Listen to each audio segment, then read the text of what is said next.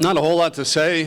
We've had a great offseason, pretty uneventful, which is always a good thing in college football. And our guys are getting bigger, they're getting faster, they're getting stronger.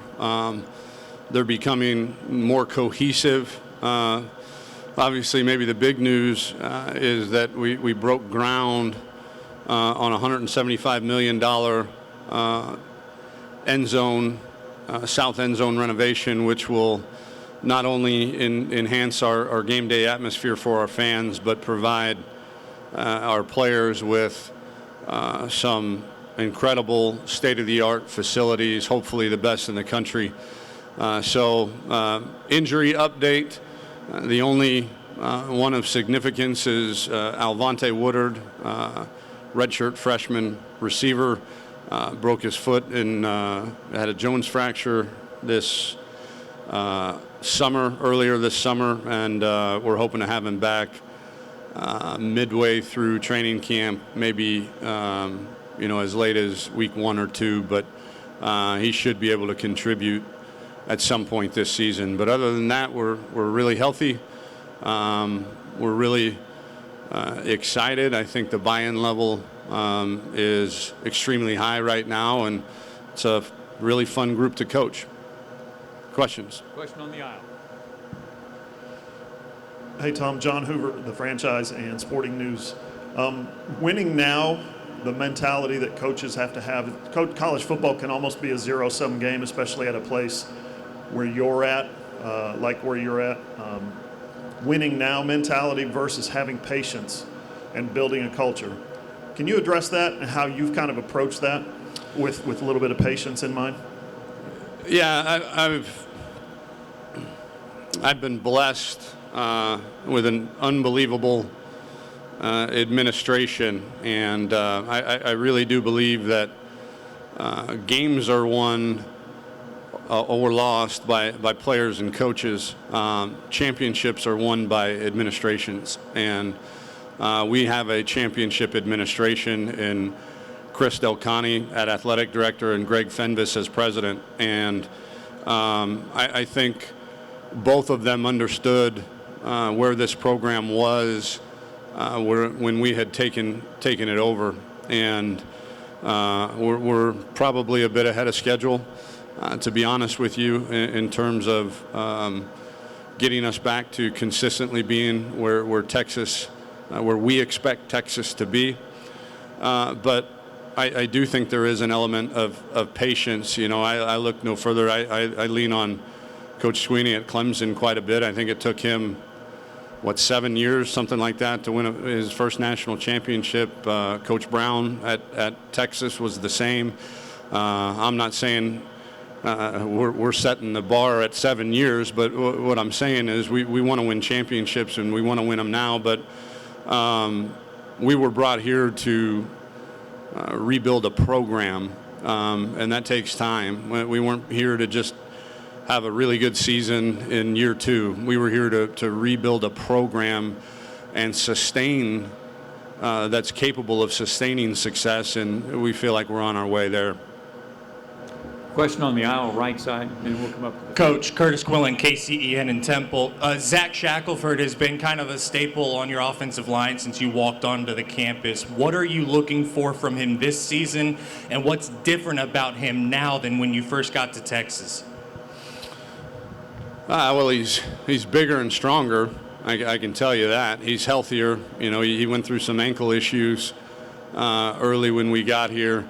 He is a tremendous leader, and you look no further than his family. I believe his father, two-parent home. Father is a chaplain in the military, so a very disciplined young man that is probably, him and Sam Ehlinger are probably our two most vocal leaders offensively. And so, we're proud to have him. We think he's as good a center as there is in the country. He's brilliant when it comes to making the calls. The center is kind of the quarterback of the offensive line, and he's really the glue that holds that group together. We got a question on the left side, third row. Coach, Ian Boyd from Inside Texas. Last year, the offense was often defined by having Andrew Beck, who could block a defensive end one play, then motion out the next and get little Jordan Humphrey matched up on a linebacker. But both are now gone. So who will define the offense in 2019? I don't know who would define the offense. I think that's a very subjective statement that you made in terms of the offense being defined by Andrew Beck and what he was able to do. But I think our offense will be very similar. We feel like Cade Brewer is an excellent replacement for Andrew Beck. Obviously, Andrew was a two-time captain and first-team all-conference player, so those are some pretty big shoes to fill. And the same with L.J. Humphrey. I mean, enormous shoes to fill. But we feel like our depth and talent at receiver is such that we feel that is a position of strength for us. And then we feel like Cade Brewer, Cade started most of the season as a true freshman, having played wide receiver in high school, and then boom, you get to college and you're playing tight end at whatever he was at that time, probably 220 pounds. Now he's 250 pounds and can do a lot of the things similarly to Andrew. We got a question on the aisle over here. We're going to take another one there and then back to this side. Wendell Barnhouse, PressBoxDFW.com. Sort of a follow-up about the tight end position. Why and how is it so important to the offense? I mean, Andrews, I think a lot of people maybe overlooked. I know the staff didn't overlook, but his play and contribution last year really kind of was pretty important to the offense, correct? Extremely important. Yeah, we define our offense as a pro spread. We're gonna run NFL concepts in the run game in terms of inside zone and power and counter. We're going to run NFL concepts in the passing game, NFL concepts in our protections. The only difference is we're going to do it from the shotgun, and we're going to make defenses have to defend a mobile quarterback. And so I think, we're not one of those fun and gun, chuck and duck, whatever you want to call it, 4 wide receivers, throw it every snap and run a draw here and there. We want to be a power running team, and we're slowly building that, and having a dominant tight end certainly helps along the way. Question on the second row. To your right, Coach. Otmar Richardson from Orange Bloods and Rivals.com. Coach, it's been since 2011 since Texas has played Texas A&M. Do you want to see this rivalry renewed? And if so, what needs to happen for this game to be played again? Well, I'd love to see the rivalry renewed. I think it's great for college football. It's great for Texas. There's plenty of other intrastate rivals that are in different conferences that find a way to play each other. Clemson, South Carolina, Georgia, Georgia Tech, Florida, Florida State, Iowa, Iowa State. I mean, the list goes on and on. And so the second part of your question, I don't know what needs to happen because I don't know what happened in 2011. I wasn't in those meetings. But I do think that, if we've got some really smart people in both universities' administrations, we could find a way to make that game happen. And I think it'd be great for Texas fans. We don't play a historic rival at home anymore, ever. We got to drive to Dallas to play our lone remaining historic rival. And then for our players, I'd much rather know that every other year our longest non-conference road game is going to be 2 hours down the road instead of getting on a plane to Los Angeles to play a night game in Pacific time or flying to Columbus, Ohio or Gainesville, Georgia, or Gainesville, Florida. So to answer your question, certainly would love to see it. I think it'd be great for recruiting. It'd be great for the families of our players to be able to drive to a non-conference road game. But the second part of your question, I have no idea what needs to happen to make that happen. We got 3 questions on this side. Over here on the left, Coach. Hey, Tom. Brian Davis, Austin American Statesman. When you heard Baker Mayfield and Terry Bradshaw's comments, were you just excited, over the moon, like this is the best thing that could have happened for someone to crap on your quarterback like that? I don't know if excited was the first emotion, but I heard it. I mean, it'd be lying to you if I told you I don't know what you're talking about. I certainly do, but it's irrelevant. What other people say about us and our program doesn't really faze us, and so the irrelevancy of it, was at an all-time high. I do know, our guys, they file certain things away. We had a bowl game recently where, guys were, the other team was very disrespectful, and that gave us some motivation leading up to the bowl game. And, Sam loves to play with a chip on his shoulder, and I'm sure he'll use this to crank it up a notch. But it is, again, it's pretty irrelevant in terms of how it affects our program. We're worried about our program. Sure. And taking Sam, if you set Sam aside for a second, what are you most excited about with the rest of the offense? Well, the development of the run game. Certainly, I think our offensive line has a chance, if we stay healthy, to be as good as we've had here in our 3 years. And the tailback position, Keontae Ingram, this is a true freshman that rushed for over 700 yards, unlimited carries, because he missed some games due to injury. And he had another really good player in Trey Watson playing with him in the same spot. And he's also put on 15, 20 pounds of what we call, armor, to hopefully, because that's a very violent position, one that takes a pretty good beating. So he understood that he needs to pack on that muscle to try to stay healthy throughout the season. And then I think the second year in the system, he's become a lot more patient. I think he's understands also when a run is blocked for 4 yards, go get the 4 yards. Don't try to hit a home run every time.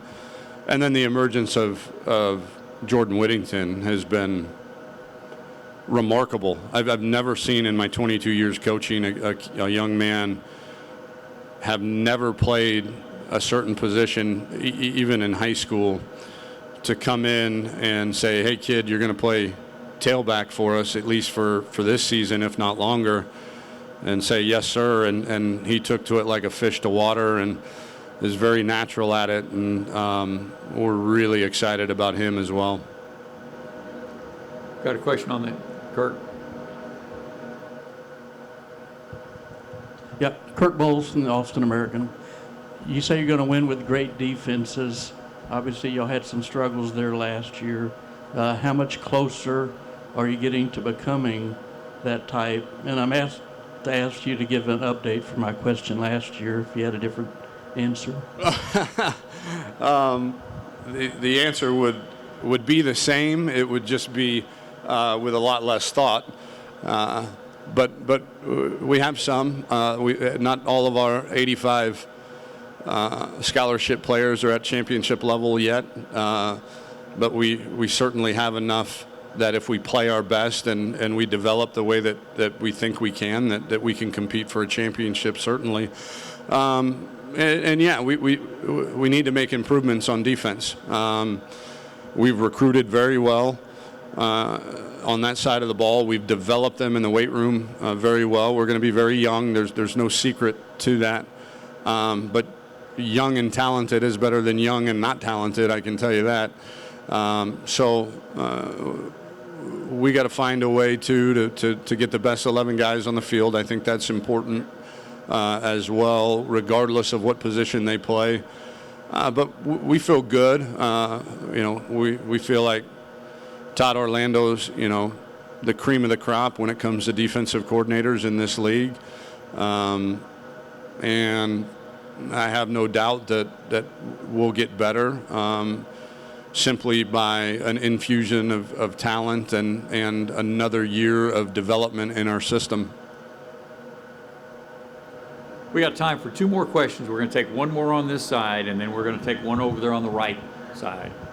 Hey, Tom. Cedric Golden, Austin American Statesman. I asked you during your first year if this challenge was tougher than you had first anticipated. You said yes, but the improvement has been there. How much easier is it now to get that buy-in now that they've actually put those wins on the board as opposed to you telling them it could happen? It's imperative. I wouldn't ever call anything we do easy or easier, but it is imperative when you demand the things that we demand of our players. And we talk all the time about the price of a championship being set by the football gods, and it's the same for any team in the country. And are you willing to pay that price?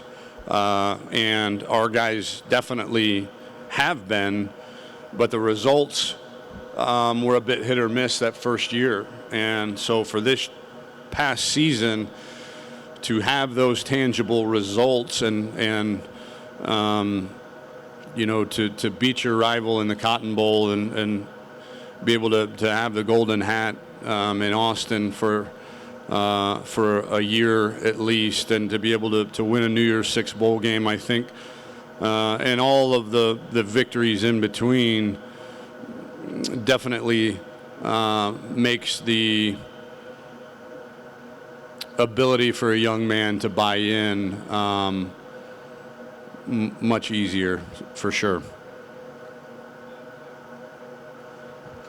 Hey, Coach. Mike Roach, Orange 24/7. With the change in the recruiting calendar, early signing day, spring officials, how has that altered your plan for recruiting, and are you in favor of that newer schedule? Well, yeah, I mean, we're at the point now after 2 years of this where I think we all know December's not the early signing day, it's the signing day, and February is the late signing day, if you will. Because so many kids are going to sign in December. Am I in favor of it? Not really, but it is what it is. And, how has it changed? Obviously, there's quite a bit of strategy that goes into trying to figure out when a young man's going to make his decision as to whether you want to bring him in on a spring official visit or a fall official visit or a December official visit or a January official visit. So there's quite a bit of strategy involved there. And, all it's done is accelerated the recruiting process. What December used to be, in terms of commitment season is now June and July and August. And so we've got to adjust our way of thinking and kind of push the calendar back and just you find yourself, we're going to sign a class of 2020 here in December, and we are heavily recruiting the class of 2021 and quite a bit of 2022 kids as well that have played varsity. So it just has sped everything up. I think you're going to see probably a few more recruiting misses because you're offering guys, so many more guys after their sophomore season, just to be able to recruit them, that it's probably not fair to your program because you haven't seen those young men really develop physically and emotionally and from a maturity standpoint. But the old saying, you got to do business the way business is done. And this is the new landscape of college football, and, it's our job to adapt to it.